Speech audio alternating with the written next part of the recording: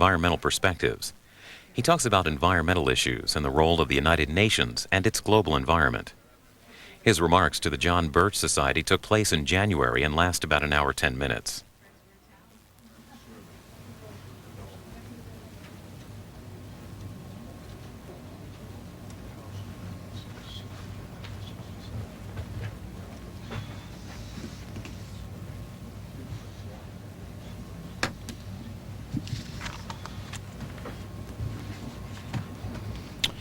Good evening, ladies and gentlemen, and welcome to this evening's event.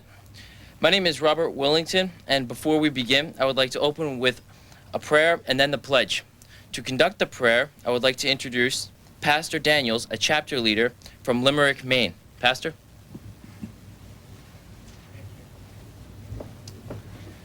Let us all look to the Lord in prayer. Father, we come to you tonight thanking you for the world in which we live. We thank you that you have given us a resilient earth. And we would pray, Lord, for those who would seek to erode freedoms bit by bit, piece by piece, statute by statute, law by law.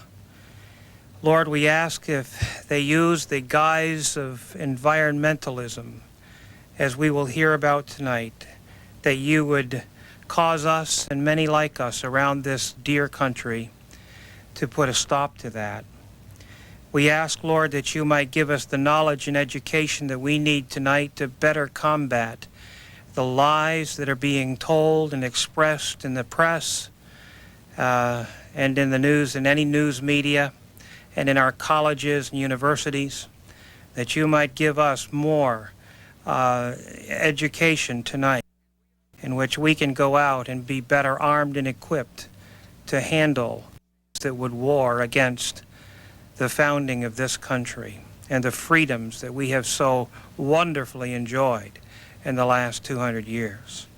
We pray, Lord, tonight for the speaker. We ask your blessing upon him and upon us this evening, for we ask it in the name of the Lord Jesus Christ, our Savior. Amen. Will you please stand for the pledge? I pledge allegiance to the flag of the United States of America and to the republic for which it stands, one nation, under God, indivisible, with liberty and justice for all. Thank you. Before I begin, I'd like to mention that after the speech tonight, there will not be a question and answer period, but if you would like to chat with Dr. Coffman, feel free to do so at the information booth. John Birch Society, through its summer program, the Robert Welch University. 3 consecutive years, and it was there, not in the public schools, where I learned American constitutionalism. The John Birch Society was founded in 1958 by the late Robert Welch. The society was named after John Birch, who was a courageous Baptist missionary killed by the communists in China. The John Birch Society is an educational organization that is committed to preserving the Constitution. Today, the John Birch Society has local chapters in all 50 states. The tools we use to communicate limited government, traditional values, and individual responsibility are the highly respected New American magazine, our webpage, the Trim Bulletin, and the summer camps across the country. Through the action of its members, who help to shape public opinion, the John Birch Society has contributed to exposure of tax and spend politicians, exposed federal plans to take over local law enforcement, repudiate pro-world governmental initiatives, stopped dangerous pieces of legislation that would have eroded constitutionally protected God-given rights, and much more. The society effectively impacts public policy because we possess the ultimate weapon, the truth. We understand that education is only effective through action. Tonight is just one example of how our organization sponsors effective speakers that enlighten the public. Together with less government, more responsibility, and with God's help, we can create a better America. And now, it is my great honor to introduce to you the New England coordinator to the John Birch Society, Mr. Harold Shurtleff.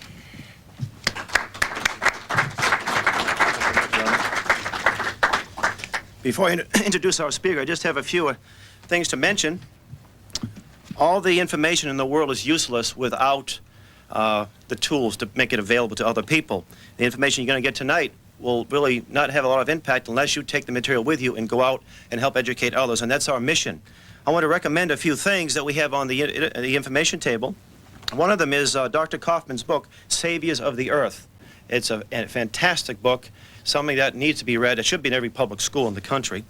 A couple of books that we publish on the UN. One of them is entitled Freedom on the Altar by Will Grigg. It goes into the UN's crusade against God and family from a spiritual perspective. And then Changing Commands by Mr. John McManus, the John Birch Society's president. This goes into the military aspect and the plans to take our military and put it into the hands of the UN. Then we have, of course, our New American magazine, and we have several issues which I want to highlight to you. One of them is the global warming issue that came out a little while ago. There's some real scientists that refute the claims made by the environmentalists that we have global warming.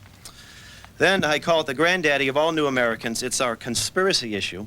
We have thousands of these in circulation around the country, and this really gets you a good understanding of what's going on behind the scenes, and it's really vital information. Then I have a reprint, since this particular issue of the magazine was out of print, an article written by Dr. Coffman called Globalized Grizzlies, and he's going to be talking a lot about this subject, not so much grizzlies, but more how they're being globalized. Dr. Michael Coffman is a PhD in environmental science. He's a graduate of Idaho State, and he's author of numerous books. He lectures around the country. He's a founder of Environmental Perspective, and this is a full-time basis. He does this on a full-time basis. He lectures around the country, radio shows, talk shows, and he's able to inform thousands, perhaps millions of Americans who have been really in the dark about this subject. He has been on 2 speakers tours for the John Birch Society, and he's a glutton for punishment because he's going on a 3rd out in March and April. So let's give him a warm welcome, Dr. Coffman.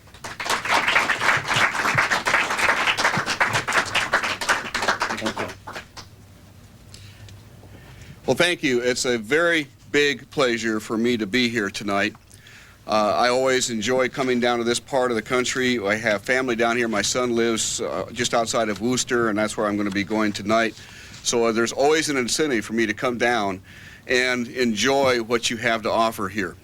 I'm going to launch more or less right into the discussion, since we are going to be somewhat limited on time tonight, and start out by explaining what I'm going to be talking about tonight, and then explaining more in depth what this means to you and every other one of our American fellows. I was in the forest products industry. I've taught about half of my professional career, conducted research in ecosystems management, classification, and so have published books in this particular area, as well as worked for the forest products industry, heading up an international program on the effects of acid rain and global climate change on our nation's forests, working with Canada, the U.S. Forest Service, and the Environmental Protection Agency to conduct what amounted to, over the 1980s, about little over $500 million worth of research on the impacts of these particular threats to our nation's forests. And it was because the forest products industry, the paper industry, was so concerned about this issue. Very often we look at that particular industry and think that they don't care, but you have to recognize that the forest are the raw materials, and therefore they are very concerned about what happens to our nation's forest and take every effort to have the best management and stewardship possible within that context. And what we had found with this $500 million worth of research during the 1980s with the National Acid Precipitation Assessment Program was that, yes, acid rain existed, and yes, it was causing some problems, but not that much of a problem, and certainly not to the extent that was being proclaimed by the environmentalists and the popular media. It was the Clean Air Act, the reauthorization of the Clean Air Act in 1990, that tipped me off that there was something terribly, terribly wrong. And that particular reauthorization process, the reports had been written, this $500 million worth of research had been summarized for congressional review. And in the congressional process, it was totally ignored. Absolutely and totally ignored. In other words, we had just done 10 years of research for absolutely no reason whatsoever. because the only thing that was considered within the halls of Congress was hyperbole, rhetoric, and emotionalism generated by environmental leadership. And my conversations tonight are going to be focused on primarily environmental leadership. I'm not talking about environmentalists. I think all of us are concerned about our environment. All of us want clean air and clean water, healthy forest, healthy ecosystems. The question is, what is it that environmental leadership is doing? Because people that actually work for the Sierra Club, National Audubon, and so forth are often there for the right reasons, but they've been getting bad information, again, by their leadership. And when I realized what was going on and began to investigate really what the goals were of environmental leadership that led into the international agenda, it became very clear to me very quickly that environmental leadership really did not care one bit, and this is a very strong statement. They do not care about protecting the environment. They do not care about protecting the environment. They are using the environment as a Trojan horse or a straw horse as a surrogate issue for justifying the need for global government. And I will explain more what that means as we go through this next hour. The topic tonight is going to be on how the environment is being utilized in the global governance process. I'm going to be using some documents from the United Nations that show what their plans are right now to create a world government by the year 2000. These are actually published documents. They're available for anyone to review. You don't have to be a rocket scientist or a sleuth to find them. They're posted on the internet. I'll be talking about two primary treaties. The Convention on Climate Change, that was just a big issue in the media a month ago in Kyoto, Japan. And I'll also be talking about the Convention on Biological Diversity, which we are very proud that we had a direct hand. There's 4 of us that almost single-handedly stopped that from being ratified in the U.S. Senate 1 hour before the cloture vote was scheduled to be taken on September 30th, 1994. I'll explain what these treaties would mean to you and I and all other fellow Americans, and how these could be utilized then to create the world government that they're planning to implement through a change in the United Nations Charter in the year 2000. Well, what is involved here is primarily an effort that's outlined in this book called Our Global Neighborhood. This particular book was published by the Commission on Global Governance, which was funded by the United Nations, published in 1995, and it outlines a series of recommendations as to how to create global governance through the United Nations. Again, this is available on the internet, or you can buy it from Oxford University Press for $14.95. And especially the last chapter outlines in detail the recommendations as to how to create a world government through the charter changes and so forth that would be necessary. We'll be talking a little bit about this tonight, but more specifically, what I would like to talk about is what the United Nations is actually doing in its reform process. Because on July 16th of this last summer, 1997, Secretary General Kofi Annan announced in a press conference a major and fundamental restructuring of the United Nations that was going to overhaul the United Nations from top to bottom and create a United Nations better suited to meet the world needs in the 21st century, according to our Secretary General. And the key that I want to really emphasize here today, I'll be talking about a number of things that are being discussed and they're actually being implemented today. I won't touch on all of them, but I'll touch on a few critical ones, because what he made very clear was, one, in the year 2000 there will be a Millennium Assembly. A Millennium Assembly in which all the heads of nations will be brought together in New York to discuss, one, the future of the United Nations, and two, the necessary charter changes to make the United Nations more effective in serving humanity in the 21st century. In order to be prepared for that, he has created a separate organization in which will study the recommendations from our global neighborhood and have the necessary changes to the United Nations Charter, therefore, the various heads of state to sign in the year 2000 during the Millennium Assembly. Secondly, he is calling for a new branch of the United Nations called the People's Assembly. The People's Assembly would be created and would be parallel to the General Assembly.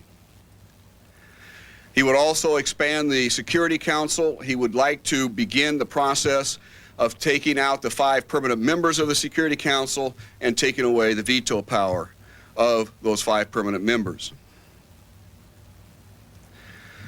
The People's Assembly, according to our Secretary General Kofi Annan's comments, there would be staffed primarily, staffed primarily by what is known as civil society in UN jargon.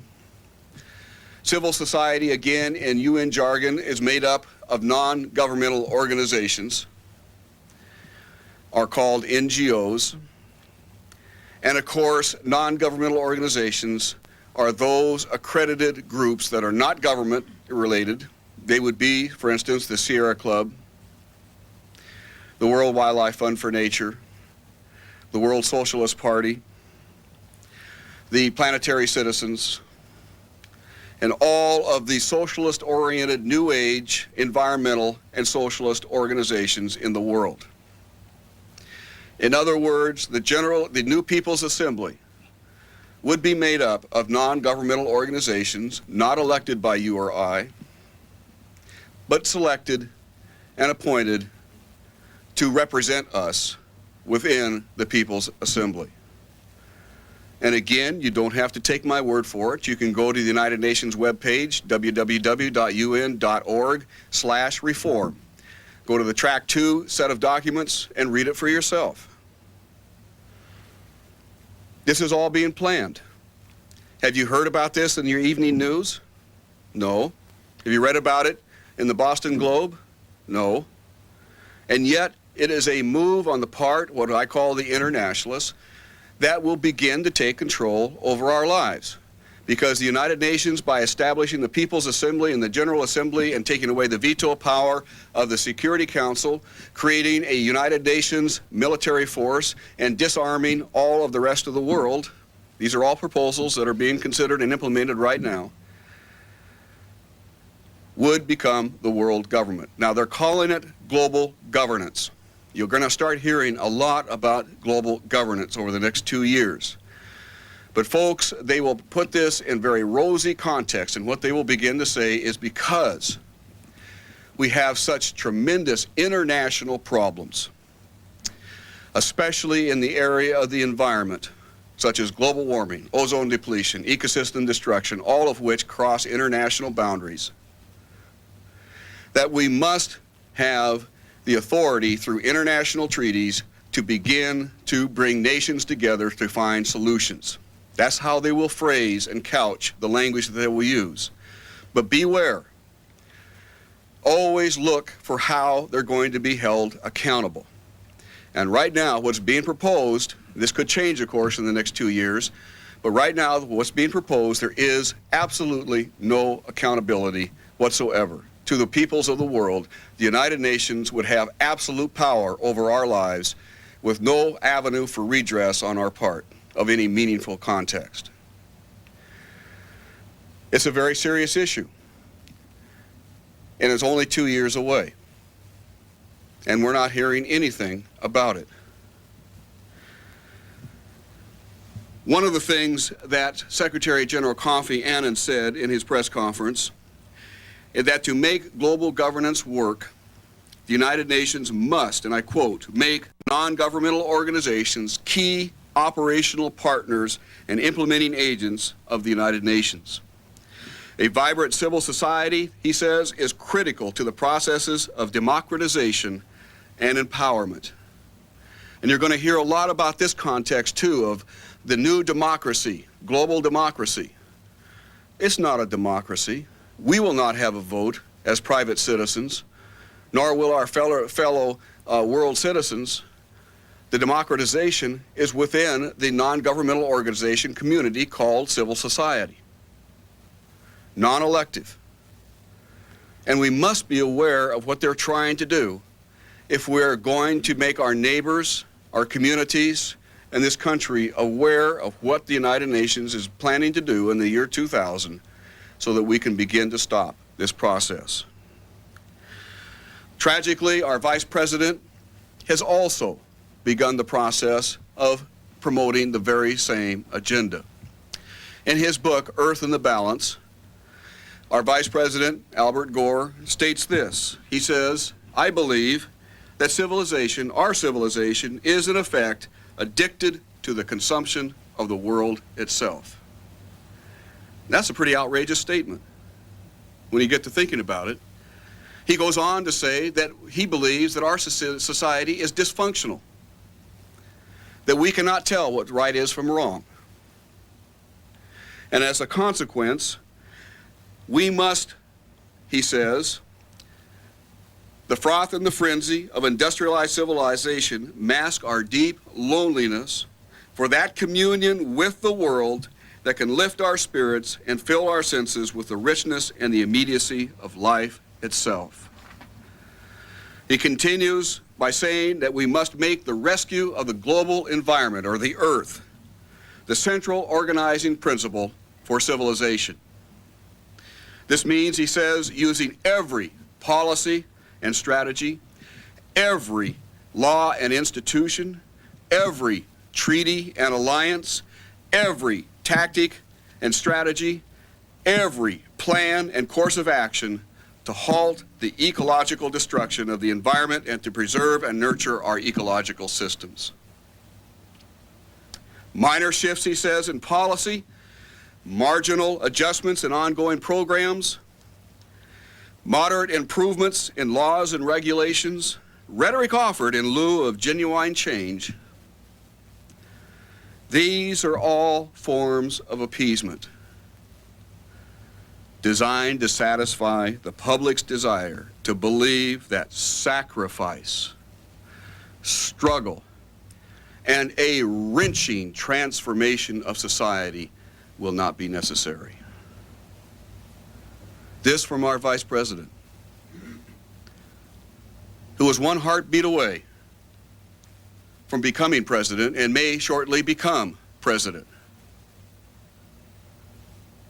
And he says that we are dysfunctional and therefore is calling us as American citizens to suffer and to sacrifice in a wrenching transformation of society that he is creating. And not one word in the popular media. Not one word. It's all there for everybody to read. All you have to do is check out the book in the library and read it for yourself. Now, if in fact our Vice President is right, and we are destroying the ecosystems of the world, that we do have global warming that will cause a 3 to 7 degree increase in temperature, global temperatures that will melt the polar ice caps and flood our coastal cities and islands and so forth, then maybe a wrenching transformation in society would be appropriate and necessary. But the fact is that on an issue such as global warming, in spite of what the White House is telling us, in spite of what the United Nations is telling us, there is no evidence whatsoever that we are having global warming. Nor is there any scientific evidence, according to the report of 2,500 scientists in the Intergovernmental Panel for Climate Change, that we are affecting climate change at all. We are having climate change. The Earth has always had climate change. It always will have climate change. The Earth's climate is always changing. But these 2,500 scientists have proclaimed that there is no scientific evidence from all the research that has been conducted over the last 10 years to suggest that mankind is causing any of this. And yet the report that these 2,500 scientists actually wrote and very carefully wordsmithed to make sure they said what they wanted to say, submitted it to the United Nations, Whereupon the lead author, Dr. Santor, systematically went through, at the request of the United Nations, the United States State Department, and others around the world, non-governmental organizations, and deleted or changed every single statement that proclaimed there is no scientific evidence that we're having global warming, nor is man causing climate change. Deleted or changed every single reference throughout 18 pages of the scientific summary, thereby leading or allowing the United Nations in the executive summary to proclaim that there is now a scientific consensus that there is a link between man's activity and global climate change and global warming. And of course, this is what the New York Times, the CBS Evening News, and all of the media have to go on, is basically the executive summary. They did not see the original report that was written by the scientists. And what the United Nations has done is falsified the scientific report to promote a specific agenda. It can be looked at in no other way. And right now within the scientific community, this is a hot potato beyond anything belief. And you do not see anything about this roaring controversy going on within the scientific community at all within the popular media. The actual temperature record, the best scientific evidence that we have, comes from a series of 6 satellites that have been up since 1979 that can measure the temperature of the Earth very, very accurately to 0.01 degrees centigrade. Any latitude, longitude, and elevation above the Earth's surface. It's all combined in a supercomputer or split out however a scientist wants to look at it and review it, and summarized on an hourly, daily, monthly, yearly basis, whatever they would like to do. And what that data shows, very, very clearly again, and we have some handouts in the back that are free, you can take them home, that show this data curve, is that we have not experienced global warming since the 1979 period when these satellites were launched. We've experienced global cooling, just exactly the opposite of what the political agenda and the popular belief truly is. Now, it hasn't been an extreme amount of global cooling. Over the 20-year period that these satellites have been up, it's only gone down by 0.021 degrees centigrade. Nothing to get real excited about, except that the global models say that during the same 20-year period, it should have gone up by about 1/3 of a degree. But it's gone down. The global models don't work. The last 10 years, since the late 1980s, when the temperature did peak, the temperature has actually declined by almost a full 1/3 of a degree. Now, is that anything to get excited about? Are we entering the next ice age? Probably not, although we're due geologically to enter the next ice age. But the Earth's temperature is on a 11-year cycle. It's very closely related to the sunspot activity, which in turn is related to the solar energy output.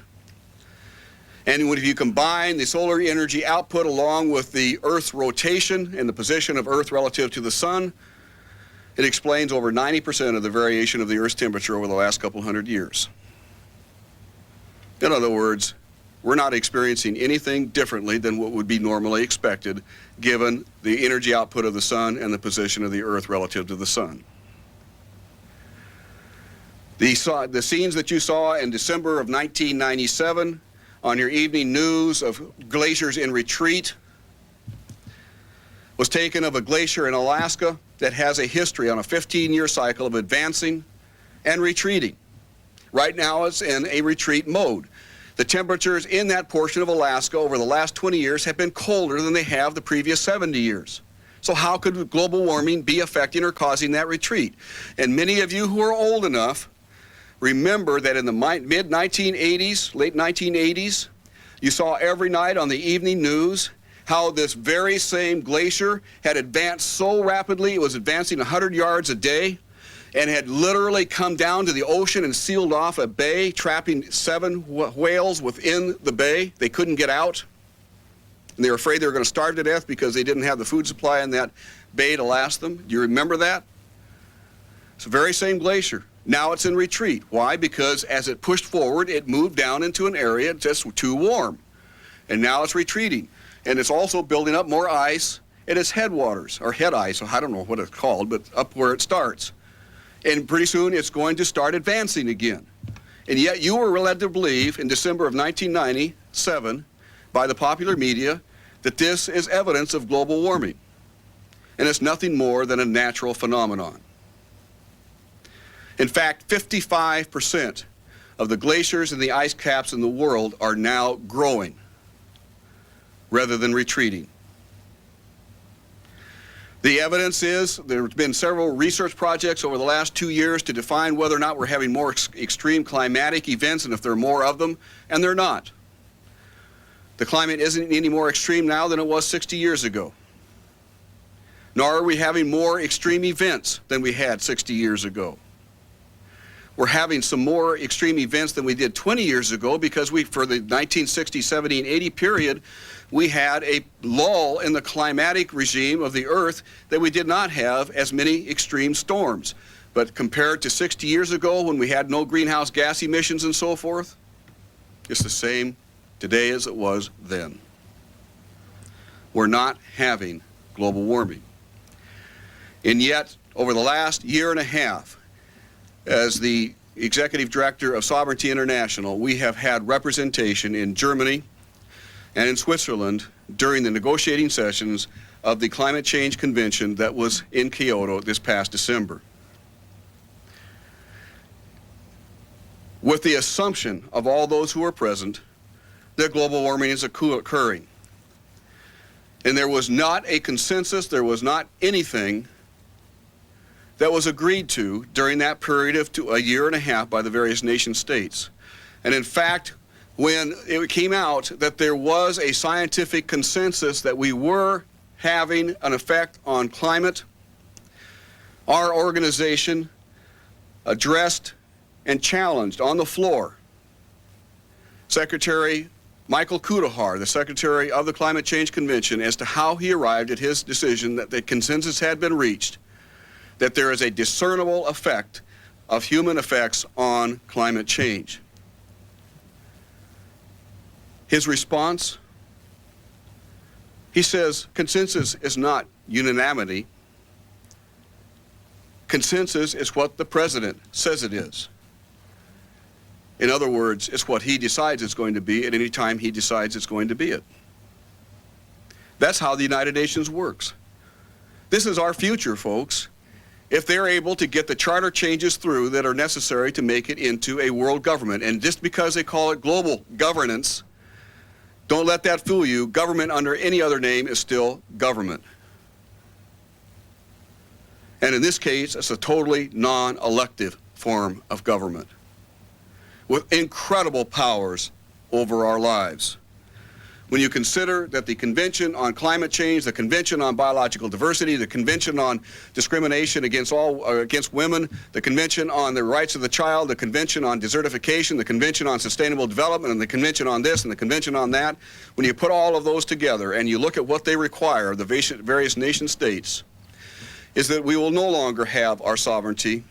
Our decisions will literally be made by United Nations representatives. And they will literally control everything. And I want to repeat this. This is a bold statement, I recognize. But you have to understand these treaties, the magnitude of how they intrude into our lives, to fully put it together and see how each treaty feeds on each other and integrates into an interlocking set of international laws that literally control everything that we do. Everything. And I'll give some more specific examples of that in just a moment. This Climate Change Convention is based on the predication that we are experiencing global warming, when in fact we're not. Will require an increase, this is the absolute conservative minimum, of nearly 50% in gasoline prices, natural gas prices by 150% increases, coal prices by over 600% increases, decrease in the gross national product of nearly 3% per year, a decrease in consumption by almost 4% per year, real wages by 4%, and the job loss of well over 2.5 million jobs in the United States. Why? Because the developing nations will not be bound by this protocol at all. Only the 36 developed nations will be affected by this protocol, the United States being the hardest hit. The 131 developing nations will be scot-free. So therefore, Mexico, China, Brazil, Hong Kong, well, she's part of China now, all of these nations will be totally exempt and continue to increase their emissions of greenhouse gases as much as they want. And in fact, the actual Energy Department has done a study in which they believe that up to 60% of our manufacturing and industrial capability will be forced to move offshore to these developing nations in order to stay in the business. By 7% reduction in below 1990 levels that the United States is going to be required to do, translates in, when you project what our energy requirements are going to be in the year 2010, when this all takes effect, require a 41% reduction in the emissions of fossil or greenhouse gases, and therefore the use of fossil fuels. That's a 41% reduction in the use of your home appliances, the use of your automobile, the use of all your home air conditioning or home heating. It's going to have a major, major impact. And ironically, because the developing nations will not be affected at all, we will not reduce the total global emission rates at all. In fact, they will continue to rise. Because right now, within a couple of years, the total amount of emissions from the developing nations will greatly exceed that of the developed nations. And since they are not bound by the provisions of this, it will just continue to go up and up and up. This treaty will not do a single thing, even if it was important that we reduce greenhouse gas emissions, and of course it's not. There is no harm in waiting to see what science really shows through studies over the next several years. In short, the false environmental holocausts that have been created by the United Nations and some of the international community are being used to justify the need for global governance. There have been 3 non-governmental organizations that are primarily and principally involved in this: the World Resources Institute, the World Wildlife Fund for Nature, and one that we're all familiar with, the IUCN, the International Unit for the Conservation of Nature. And I'll dare say that if there's one person in the audience that has ever even heard of that name, you'd be surprised. I'd be surprised. And yet the IUCN, almost single-handedly, it is a granddaddy of all non-governmental organizations. Created in 1946 to be the scientific advisor for the United Nations, made up of governmental scientists from around the world, it has actually done some good during its first half of its life. But in 1972, a man by the name of Maurice Strong, who became its director, split the IUCN into 2 groups. One is the scientific side and the other is the non-governmental organization side. And now the IUCN is made up of 700 non-governmental organizations and 170 governmental organizations, totally dominated by organizations like the Sierra Club, Nature Conservancy, National Audubon, the NRDC, Natural Resources Defense Council, and so forth. And let me just read to you the role of the IUCN. This is right from its web page off the internet. The IUCN, quote, promotes alternative models for sustainable communities and lifestyles based in eco-spiritual practices and principles. Wait a minute, what is eco-spiritual practices and principles? The problems that face, it continues, the world today, humanity must undergo a radical change in its attitudes, behavior, and values. In response to this situation, a new global ethics is taking form and is finding its expression in international law. The IUCN is, in essence, behind it all. And behind the IUCN and the whole effort is a fellow by the name of Maurice Strong, and I'm not going to be able to, unfortunately, get into much discussion. Maurice Strong was the first Secretary General of the first Earth Summit in Stockholm in 1972 that led to the creation of UNEP, of which he became the first director in 1972, the same time he was serving in the IUCN. His list of accomplishments would take us all evening to get through. This is a very brilliant man. He was on the Brundtland Commission on Sustainable Development, the United Nations group that defined what sustainable development should be. He was on the Commission on Global Governance that wrote this book, and he had a principal hand in writing it. He was the second Secretary General of the Second Earth Summit in Rio de Janeiro in 1992. And most of the treaties that came out of that particular effort, and Agenda 21, which is soft law, was crafted after his desires. He formed what is known as the Earth Council to implement Agenda 21, the Convention on Biological Diversity, and so forth, and has collaborated with Green Cross, who was led by Mikhail Gorbachev over the last 2 years, to write what is known as the Earth Charter. And the Earth Charter establishes a set of pantheistic, the belief that nature is God, ethics that they want the United Nations to ratify as the guiding principle and the qualifications necessary to hold leadership position after the United Nations becomes the world government in the year 2000, according to this document right here. The Earth Charter starts out by saying that the Earth is alive, and they truly mean it. Many within this belief system truly believe that the Earth is a sentient being, the Earth goddess Gaia. I'm not saying this to denigrate what these folks believe in, because all of us have our right to believe what we want to have or want to believe in this nation, and I strongly support that. But unless you understand that what they believe will destroy you, your families, your neighbors, your communities, and the United States of America as we know it today, it will not be fair, because you will not understand why they're doing the things that they're doing. The IUCN has basically come up with a definition that is very, very new age in its expression for what sustainable development really is, and this is the pattern after which all of the international treaties are based. The IUCN has said that sustainable by definition not only means indefinitely prolonged, but also nourishing, as the earth is nourishing to life and the self-actualization of persons and communities. And I want you to remember the word communities.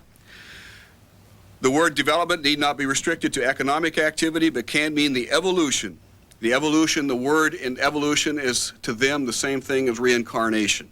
The two are equivalent.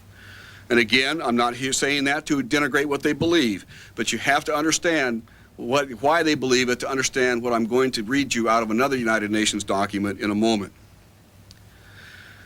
The unfolding, the growth, and the fulfillment of any and all aspects of life on Earth. Thus, sustainable development may be defined as the kind of human activity that nourishes and perpetuates the fulfillment of the entire Earth community and life on Earth. That is the definition of sustainable development that's the driving force behind Agenda 21, behind the Convention on Biological Diversity, the Convention on Climate Change, and so forth. The IUCN has actually coined a new expression called biocentrism, the philosophy of biocentrism, where all life has equal intrinsic value, because they truly believe that God is nature, nature is God, therefore everything is equal, has equal intrinsic value. Now, where does this lead us politically? What that means is that if mankind benefits through its legal system at the expense of nature, then these are bad laws and must be changed. And what we have literally seen over the last 30 years is an assault on our economic system and our legal system to change laws to bring more into balance the equality between man and nature. Can't deny it. That's exactly what's been happening in the last 30 years. And when that new law, or those new sets of laws, also benefit man at the expense of nature, because they must, as long as there is one human being left on Earth, we have to benefit at the expense of nature, then that law is bad. And you begin to see a pattern here, what's called nihilism, the loss of hope. The only hope is the elimination of mankind itself. And that has led certain environmentalists to believe that man is the cancer on the face of the earth. Not all of them, certainly not all of them, but some of the leaders. Jacques Cousteau, for instance, in UNESCO documents, has proclaimed that the only hope for the world in saving the world is the elimination of 350,000 human beings a day. And you will actually see this being recommended in the Convention on Biological Diversity in a moment. Now, I had been tracking the IUCN for a number of years. As a scientist, I have a PhD in ecosystems analysis. I've been working in this field for over 20 years.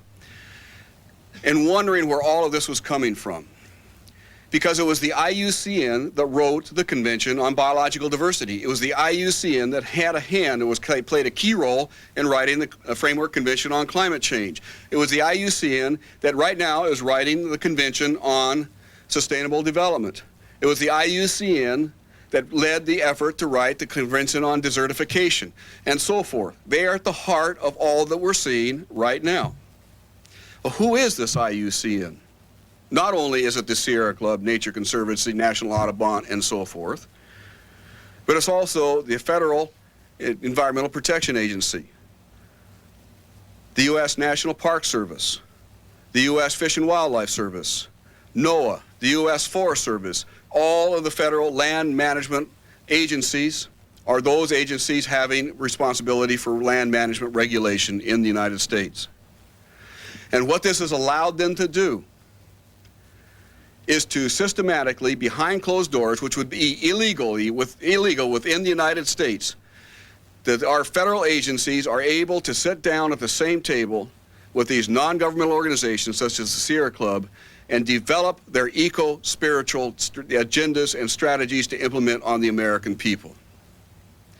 And we have actual documentation out of the Environmental Protection Agency that states that their primary objective, starting in 1993, is not to serve the people of the United States,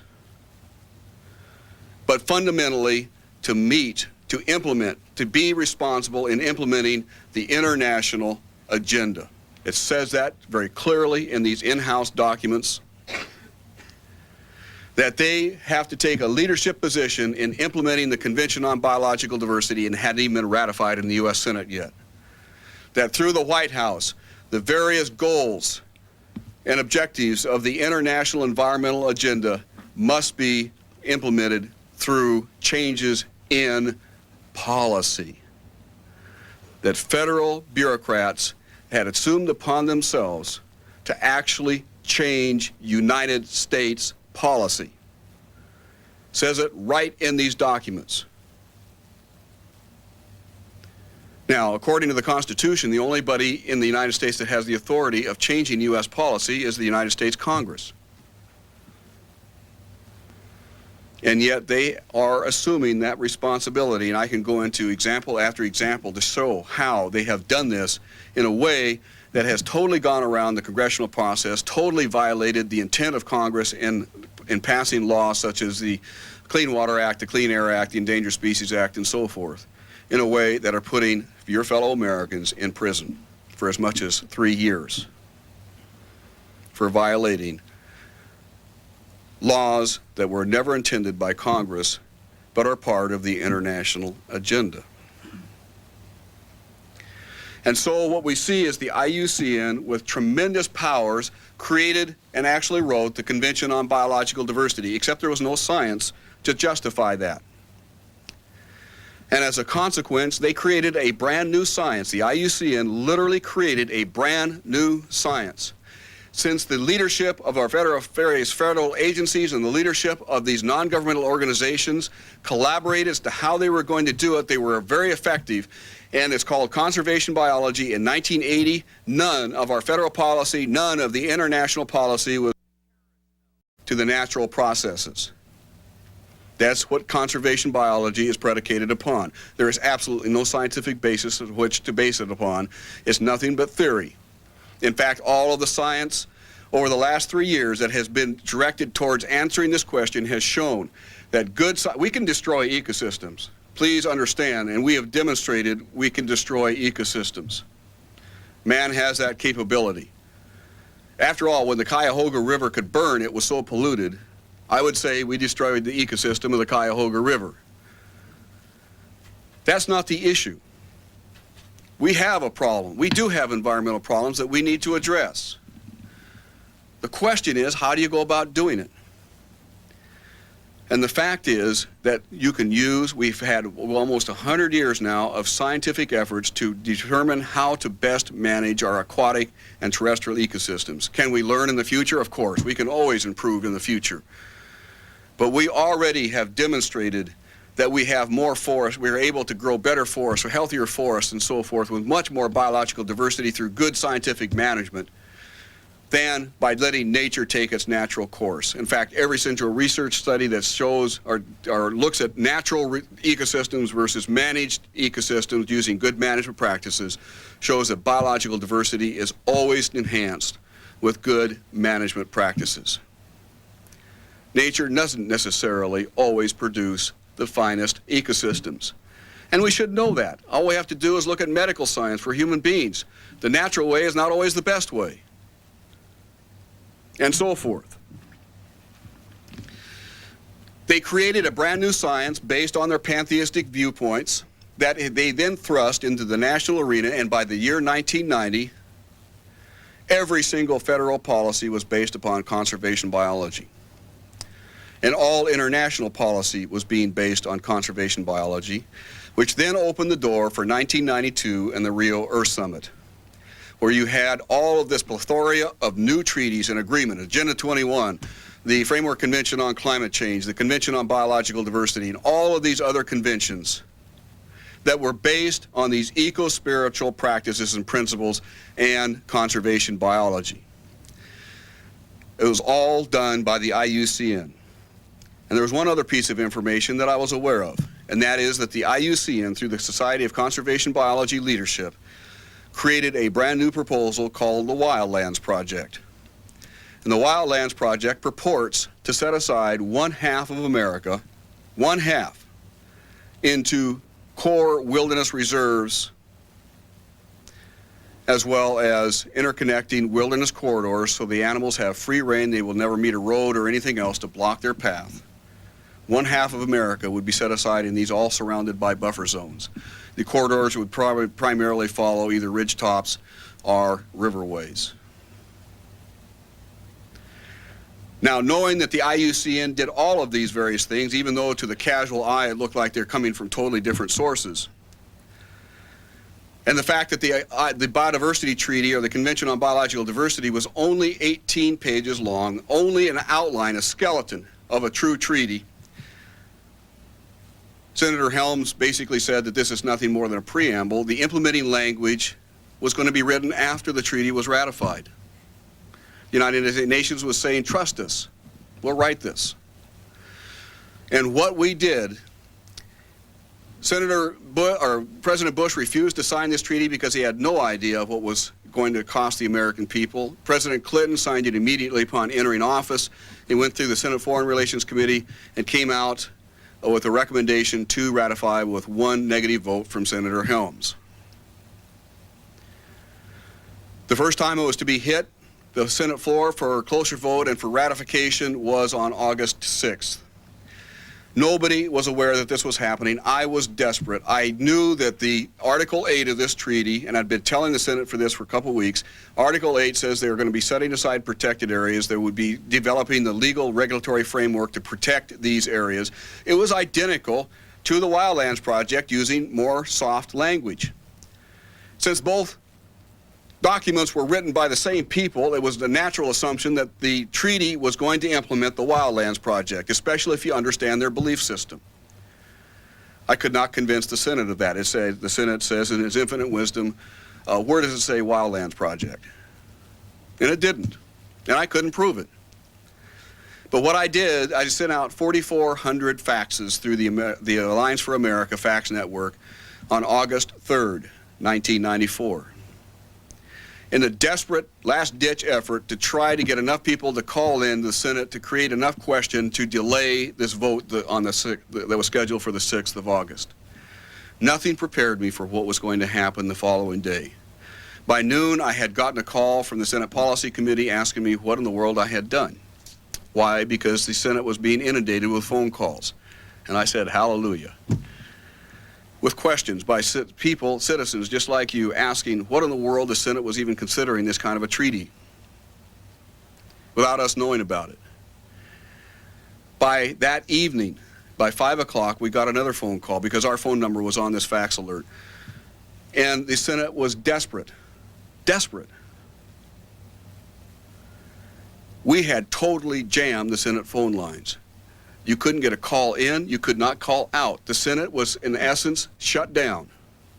And it stayed that way for several days. And that gave the need for 35 Republicans to form a partisan coalition. 4 Democrats would have also joined if it hadn't been partisan, to sign a letter of intent to Senator Mitchell, who was a majority leader at the time, that they would not vote to ratify this treaty. Now, Senator Mitchell, whom I know very well because I'm from Maine and he was my senator, I knew to be a phenomenal mathematician. It didn't take him much to realize that if 35 senators were not going to vote for this, that he did not have a 2/3 majority. And so he withdrew it from the executive calendar. It was not voted on in August. Now, we also gave the Senate another piece of evidence at that point showing having a contract that the United Nations Environmental Program had let out to write what is known as the United Nations Global Biodiversity Assessment that was going to be used as the basis document for writing the implementing language of the treaty according to Article 25 of the treaty. And so the United States Senate did in fact try to get the draft document called the United Nations Global Biodiversity Assessment out of the United Nations, because in it would contain the overall plan or the recommendations as to how the implementing language should be written. The United States Senate was told that the United Nations did not have any idea what they were asking for. It did not know what this document was, had no intention of writing such a document. And since the United States Senate had the contract, they asked them, well, what is this contract? Here's the signature from the United Nations Environmental Program, the director. The United Nations denied any knowledge of it. And what happened was that I knew a colleague of mine by the name of Tom McDonald went and knew somebody in New York, that knew somebody in London, that knew somebody in Berlin, that knew somebody in Gland, Switzerland, the headquarters of the IUCN, oh, poetic justice, that sent us the Global Biodiversity Assessment draft version. It was in total a 3,000-page document. We got just Chapter 10 at that point. We got it on September 29th. Senator Mitchell had scheduled 4 o'clock September 30th as the next cloture vote and vote for ratification on the Convention on Biological Diversity. And we scanned it very quickly, and I'm just going to go through some of the key points very quickly. This is the most anti-human document I had ever laid my eyes on. It was unbelievable. We expected a bad document. We never expected this document to be so horrible. It was 3,000 pages in its draft form. This is the document that the United Nations told our U.S. Senate did not exist. It's in its final published form now. It exists. It's real. It's in the final form in 1,140 pages long. Weighs 10 pounds. And it's unbelievably anti-human. And what we have seen in going through this particular document is, first of all, it puts it in context of 2 contrasting worldviews. And I just want to read this to drive home how important what they believe is. It starts out by saying that the Western worldview, that's the view of the United States, Europe, and so forth, is characteristic of large-scale societies heavily dependent upon resources brought from considerable distances. It is a worldview that is characterized by the denial of the sacred attributes of nature. Denial of the sacred attributes of nature, which became firmly established about 2,000 years ago with the Judeo-Christian Islamic religious traditions, taking direct aim time after time after time in this document against monotheistic belief systems. Judaism, Islam, and especially Christianity. They especially target Christianity as being the sole problem of why we're having the environmental crises today that they claim that they're having. On the other hand, the document continues, the worldview of traditional societies, these are the pantheistic societies, tend to be strikingly different from the modern worldview. They tend to view themselves as members of a community. Remember, the IUCN definition of sustainable development talks about communities. That not only includes other humans, but also plants and animals, as well as rocks, springs, and pools. So rocks are now a part of our community, according to the Sustainable Development definition. People are then members of a community of beings, B-E-I-N-G-S, like human beings. Community of beings, living and non-living. Thus, rivers may be viewed as mothers and animals may be treated as kin.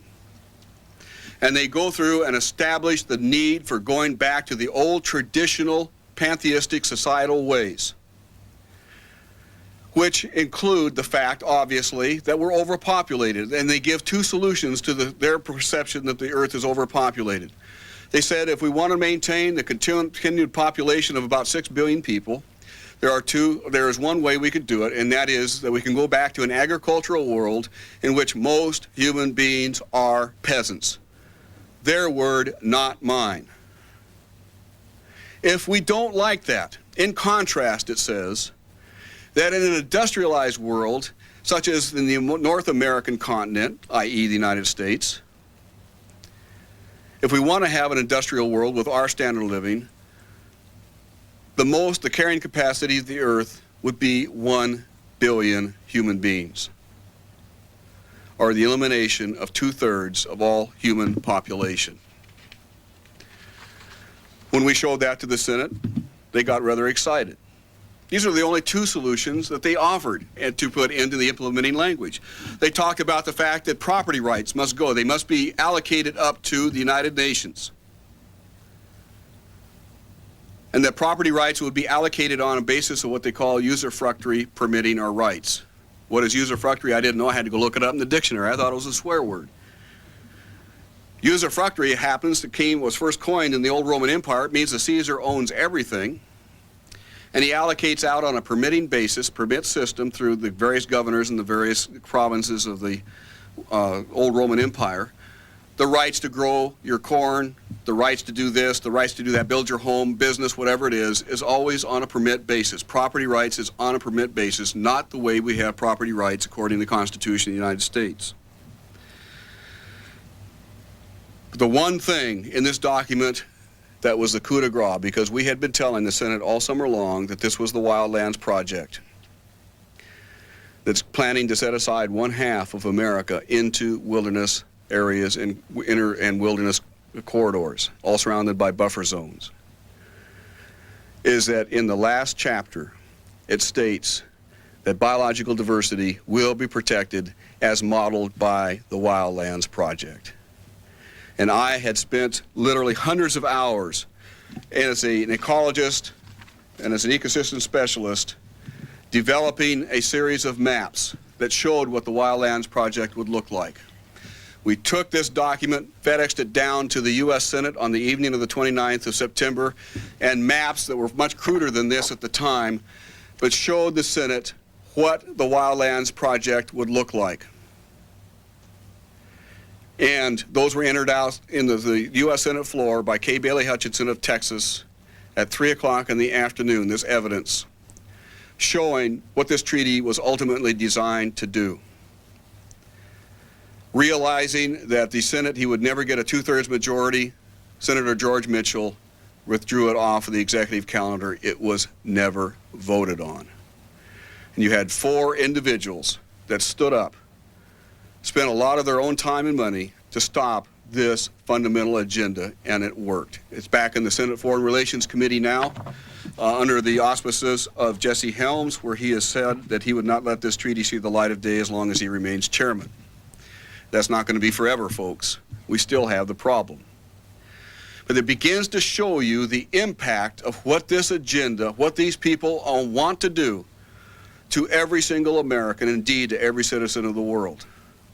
To want to put them under an unaccountable government that has absolute control, command and control over every single citizen and American in the United States and in the world. And they're redirecting the Trusteeship Council, who has historically been responsible for the decolonization of the world. It has now been, Hong Kong was the last one. And they're restructuring that into be a supranational EPA with absolute powers to protect the global commons. And what is the global commons? The global commons is the air that we breathe and the ecosystems and of the aquatic and terrestrial ecosystems of the world upon which life exists. There is nothing left out of their control with that definition. Who is, according to Secretary General Kofi Annan, going to staff this new Trusteeship Council? Non-governmental organizations. That takes on a special meaning when you recognize that the premier non-governmental organization in the world is the IUCN. And on January 19th, 1996, President Clinton gave, through Executive Order 2996, or I think it is, diplomatic immunity to the IUCN from lawsuit by any American citizen when they're carrying out the functions of their responsibilities on U.S. soil. Giving, therefore, the EPA, the Sierra Club, and so forth, the right to enter your house, your land, and so forth, without fear of prosecution by you or lawsuits from you, to look to see if you are violating some international law. And if this apparently does not work, they have a new criminal court of justice, World Criminal Court of Justice, that is being developed right now. It's a new treaty that will allow the United Nations or the international community, any person on planet Earth, to bring a personal lawsuit against you if they believe that you're not abiding by the international law, right here in our own backyard. It's incredible what is being planned. And you don't have to take my word for it. You can actually look at what the United Nations is doing. They have all got it posted on the internet. Or you can go to their library and order this information. Or you can order it from us. Our own personal webpage, www.libertymatters, very easy to remember, Liberty Matters, all one word, .org/EPI, EPI.htm. And go to the webpage on the global agenda, and you have linkages into all the United Nations documents that explain what they're planning to do, including the Earth Charter and all the rest. It's an astonishing agenda. Global governance is not designed to help us in the world. It's designed to control us in the world. We must be made aware of this.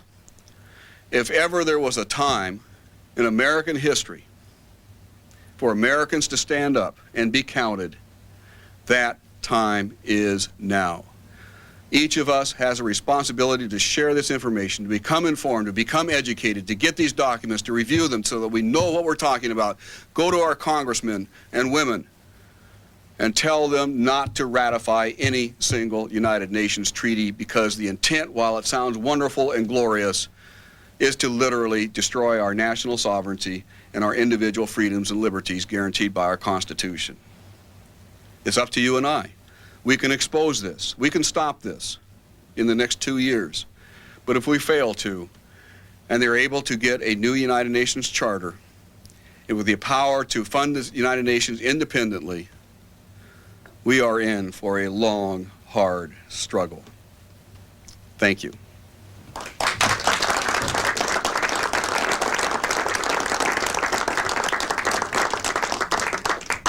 Thank you, Dr. Kaufman, and he will be available to speak with you at the information booth. Thank you for attending, and if you are really serious about solving the problems to help the fight that he just mentioned, the many of them, unfortunately, please join the John Birch Society.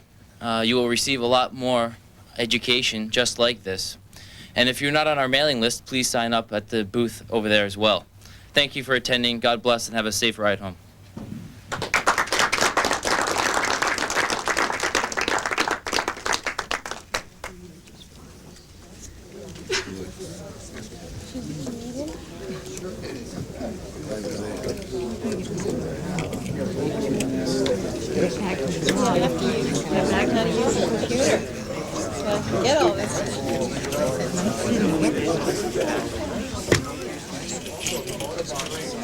Beginning tonight and continuing through Friday, we'll look back at events of